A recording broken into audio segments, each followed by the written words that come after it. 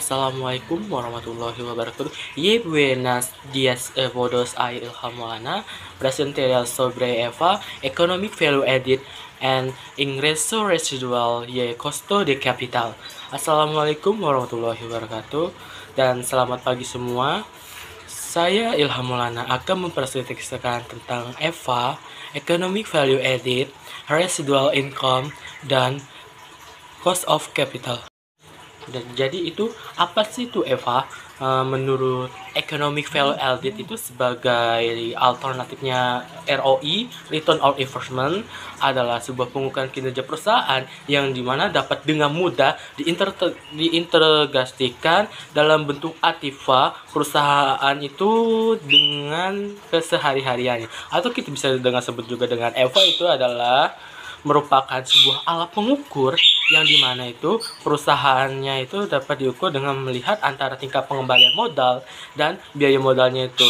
Nah, lalu dikalikan dengan sebuah modal yang beredar pada awal tahun rata-rata atau tahun rata-ratanya selama 1 tahun. Nah, untuk rumus EVA itu ada 2, yaitu EVA sama dengan NOVAT dikurangi capital charge, atau kita sebut dengan laba rugi dikurang dengan neraca.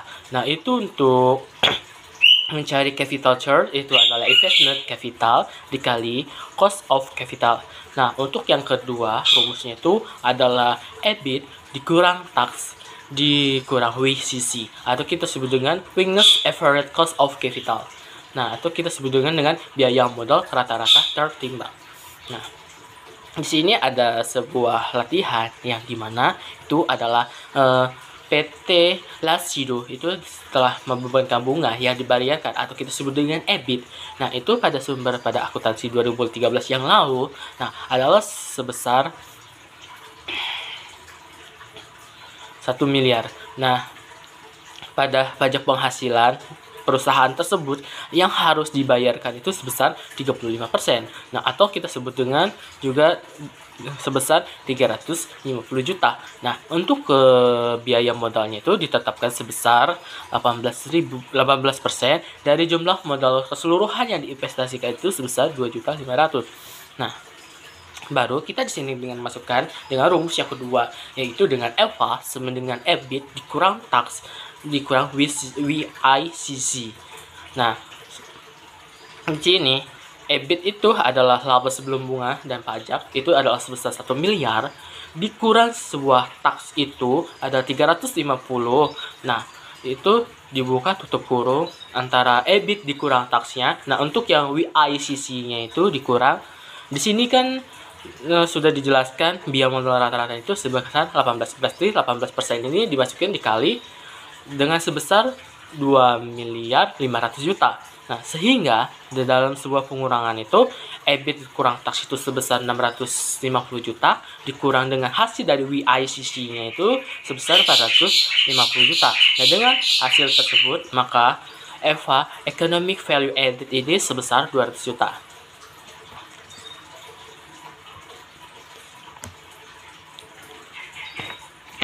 Selanjutnya itu ada sebuah contoh sebuah EVA yang dimana manajemen PT Doremi Fasolasido itu adalah pada sebuah perusahaan jasa penyalur uang tenaga kerja ke berbagai negara asing yang beralokasikan di Surabaya.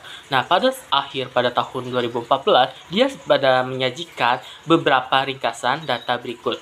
Nah, di sini ada data yang dimana itu adalah pendapatan bisnis sebesar 1 miliar.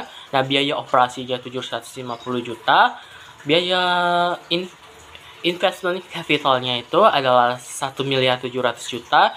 Dan biaya bunganya itu adalah 50 juta. Nah, cost of capital sebesar 10%. Dan tarif pajak penghasilan sebesar 40. Dulu sebuah konvensionalnya yang dimana pendapatan bersih dikurangi biaya operasi, yaitu yang dimana itu 1 miliar dikurang 750 juta.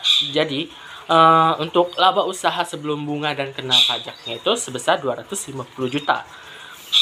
250 juta. Sudah kan? Di sini hasilnya. Lalu biaya bunganya di situ soalnya adalah dikurangi 50 juta. Jadi sehingga pajak penghasilan nilainya itu sebesar 200 juta. Nah, laba bersih setelah pajak no VAT ini yaitu 80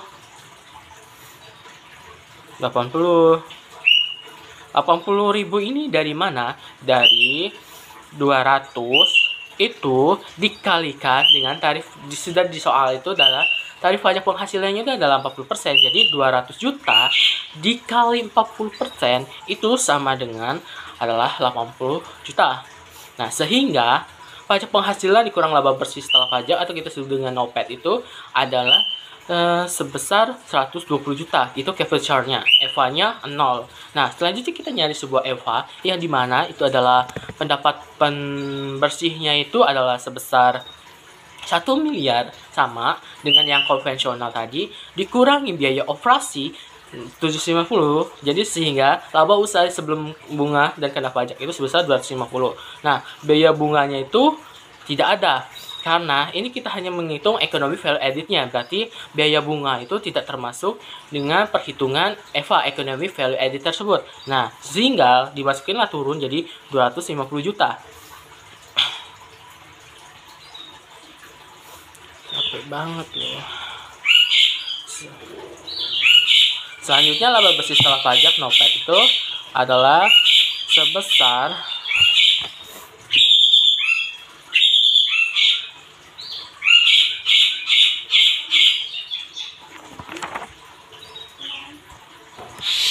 selanjutnya itu adalah untuk mencari laba bersih setelah pajak NOPAT itu sama dengan hasil dari pajak penghasilan itu dikali 40%, sehingga hasilnya itu adalah 100.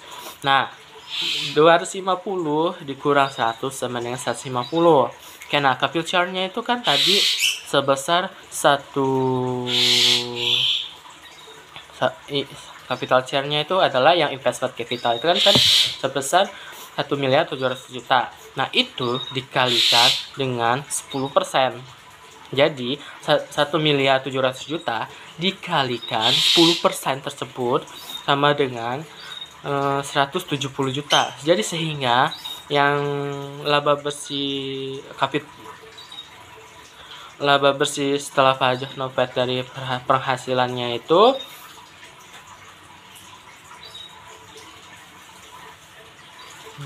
ya dikurang 770 juta sama dengan 20 juta. Nah, lanjut, yaitu untuk kinerjanya itu adalah perhitungan profitabilitas itu sama dengan investasi yang produk lain-lain pada dan jasa baru.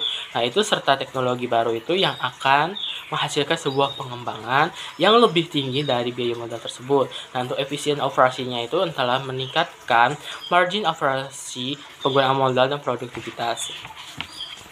Dan untuk alokasi asetnya itu intervensi dan aset yang membantu yang menciptakan pada sebuah nilai yang dimana dapat mengurangi atau menghilangkan sebuah modal dalam sebuah produk serta operasi yang tidak mempunyai prospek cerah di masa depan. Nah, untuk pembiayaan itu adalah sebuah mengurangi biaya modal melalui kebijakan menaikkan penggunaan uang pajak yang dapat dikurangkan. Nah, di sini EVA ini dapat dikelompokkan menjadi 3 kategori yang berbeda. Yang pertama itu adalah nilai alfa yang lebih dari 0 atau nilai alfanya positif, yaitu menandakan bahwa pihak manajemen perusahaan itu telah berhasil menciptakan sebuah nilai tambah ekonomis bagi perusahaan tersebut. Selanjutnya nilai alfa itu sama dengan 0 atau netral. Nah, itu di mana manajemen perusahaan itu berada dalam sebuah titik impas yang dimana perusahaan itu tidak mengalami kemunduran tetapi tidak mengalami kemajuan pada serta secara ekonomi.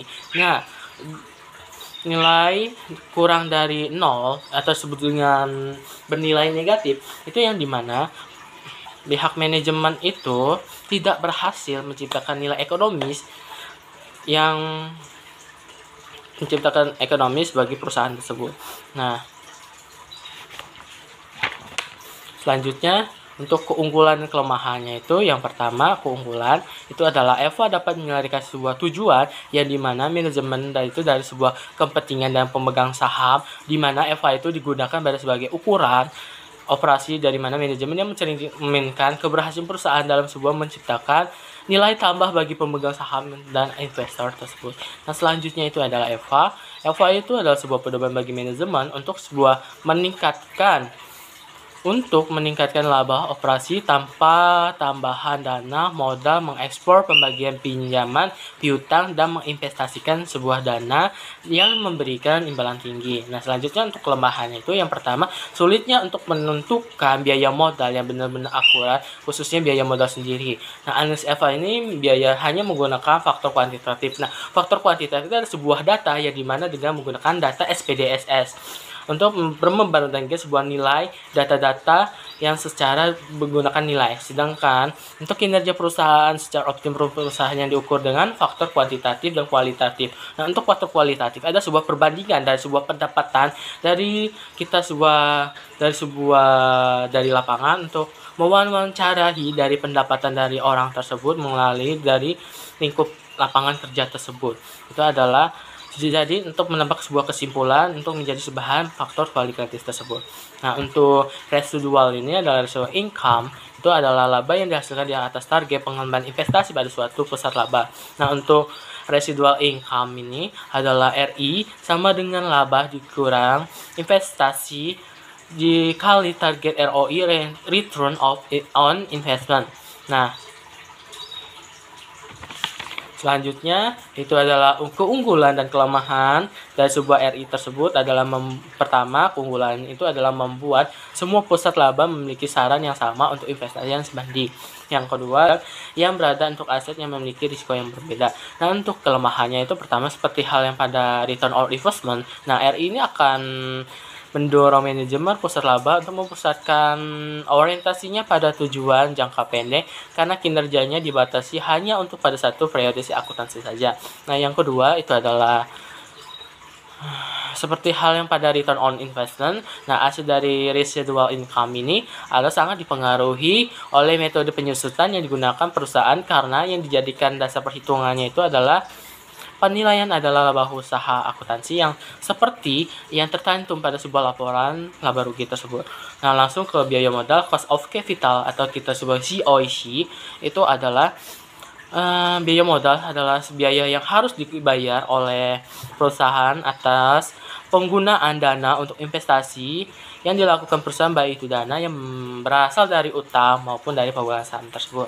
Nah, untuk perhitungan itu adalah dibagi menjadi dua kelompok besar, yaitu biaya modal khusus dan biaya modal rata-rata tertimbang. Nah, untuk biaya modal khusus ini dibagi menjadi 3, yaitu biaya modal peminjaman uang, biaya saham preferred, dan biaya saham biasa. Nah, biaya modal peminjaman uang ini adalah biaya atas penggunaan dana untuk investasi yang dilakukan perusahaan yang berasal dari utang atas pinjaman pihak lain. Nah, untuk dari perhitungannya itu adalah suku bunga pinjaman dikurang tarif pajak dikali suku bunga pinjaman. Nah, selanjutnya adalah biaya modal saham preferred, adalah biaya atas penggunaan dana yang digunakan untuk investasi yang dilakukan perusahaan yang berasal dari saham preferred tersebut. Nah, untuk rumusnya adalah biaya modal sama dengan tarif dividen dikali nilai nominal saham dibagi harga per sahamnya. Nah, biaya modal saham biaya yang digunakan untuk investasi yang dilakukan perusahaan yang berasal dari saham biasa tersebut. Nah, untuk rumusnya itu adalah biaya modal sama dengan dividen per saham saat ini dibagi harga pasar saham ditambah tingkat pertumbuhan rata-rata dividen yang diharapkan. Selanjutnya itu adalah balance sheet scorecard. Nah,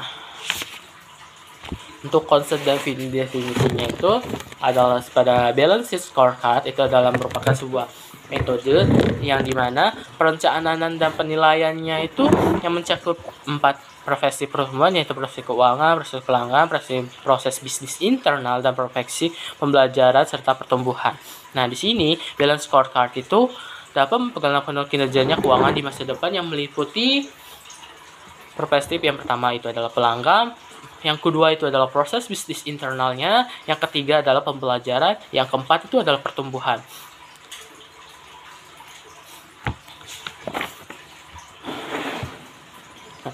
Kerangka dalam sebuah balance scorecard ini adalah menyeimbangkan 4 aspek sekaligus yang mewakili wilayah tangible asset dan intangible asset.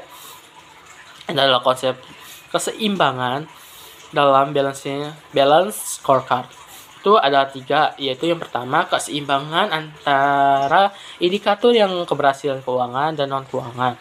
Yang kedua adalah keseimbangan antara konstituen internal dan eksternal organisasi. Yang selanjutnya adalah keseimbangan antara indikator kinerja lag dan lead. Nah,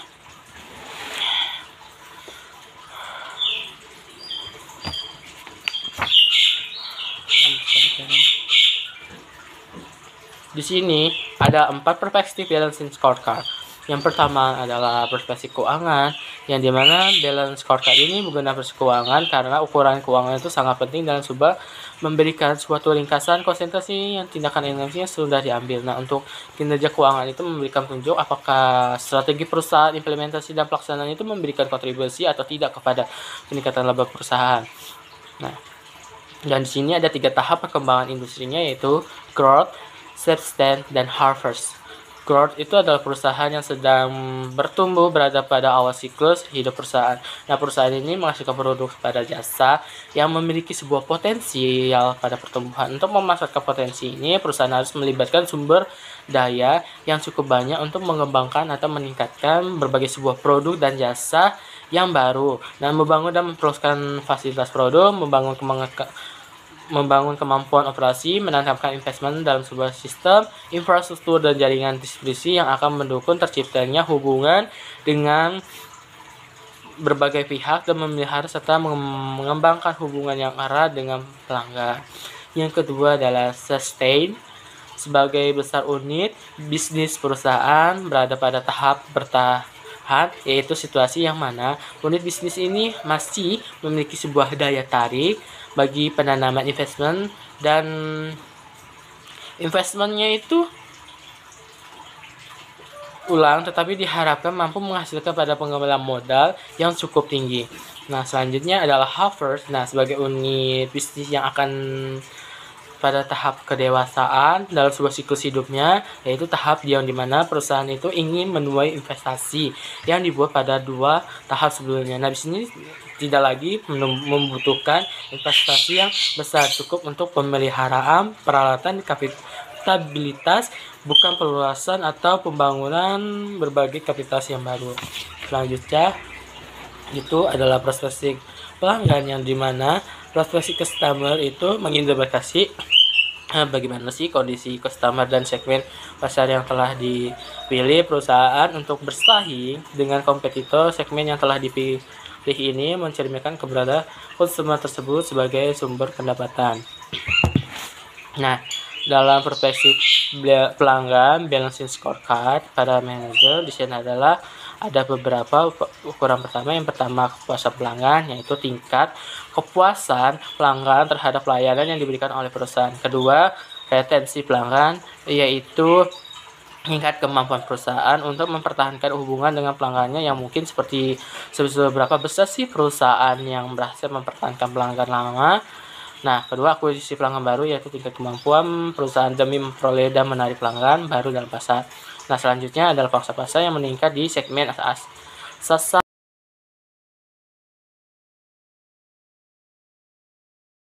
Kita lanjutin yang ketiga adalah proses bisnis internal, yang dimana dalam perusahaan itu melakukan penguatan terhadap sebuah aktivitas yang dilakukan oleh perusahaan baik oleh manajer maupun karyawan. Nah, dalam menciptakan produk ini dapat memberikan kepuasan bagi pelanggan, customer, dan juga para pemegang saham. Di sini perusahaan ini hanya berfokus pada bisnis utama. 3 proses itu, yang proses inovasi, proses operasi, dan 3 proses pasca penjualan.